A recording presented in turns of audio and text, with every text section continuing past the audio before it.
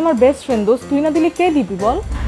ভারতের ভেলোরে অবস্থিত খ্রিস্টান মেডিকেল কলেজ হাসপাতালে বর্তমানে চিকিৎসাধীন অবস্থায় রয়েছেন কন্টেন্ট ক্রিয়েটর কারিনা কায়সার। তার শারীরিক অবস্থা বর্তমানে স্থিতিশীল বলে নিশ্চিত করেছেন তার বাবা, দেশের কিংবদন্তি ফুটবলার কায়সার হামিদ। উন্নত চিকিৎসার জন্য গত সোমবার রাতে এয়ার অ্যাম্বুলেন্সে কারিনাকে চেন্নাই নিয়ে যাওয়া হয়। সেখানে তার মা ও দুই ভাই সাথে থাকলেও ভিসা সংক্রান্ত জটিলতার কারণে যেতে পারেননি বাবা কায়সার হামিদ। এক সাক্ষাৎকারে কায়সার হামিদ ক্ষোভ প্রকাশ করে জানান, দেশে প্রাথমিক চিকিৎসার সময় বড় ধরনের ত্রুটি ছিল।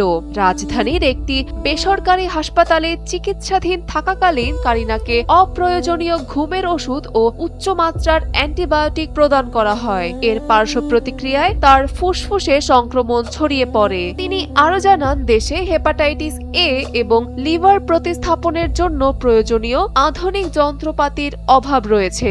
উন্নত চিকিৎসা ব্যবস্থার অভাবে সাধারণ মানুষকে প্রতিনিয়ত ভোগান্তির শিকার হতে হচ্ছে। কারিনার জীবন রক্ষায় লিভার প্রতিস্থাপনের জন্য তার দুই ভাই মোস্তফা এস হামিদ ও সাদাত হামিদ দুজনই লিভার দিতে এগিয়ে এসেছেন। তবে রক্তের গ্রুপ মিলে যাওয়ায় ছোট ভাই সাদাত হামিদের লিভারের 20% কারিনার শরীরে প্রতিস্থাপনের সিদ্ধান্ত নিয়েছেন চিকিৎসকরা। বর্তমানে চিকিৎসকরা প্রথমে তার ফুসফুসের সংক্রমণ নিরাময়ের চেষ্টা করছেন। সংক্রমণ নিয়ন্ত্রণে এলেই মূল অস্ত্রোপচার সম্পন্ন হবে। সোশ্যাল মিডিয়ায় কন্টেন্ট ক্রিয়েটর হিসেবে ব্যাপক পরিচিতি থাকলেও অভিনেত্রী হিসেবেও কারিনা কায়সার নিজের পরিচয় রেখেছেন।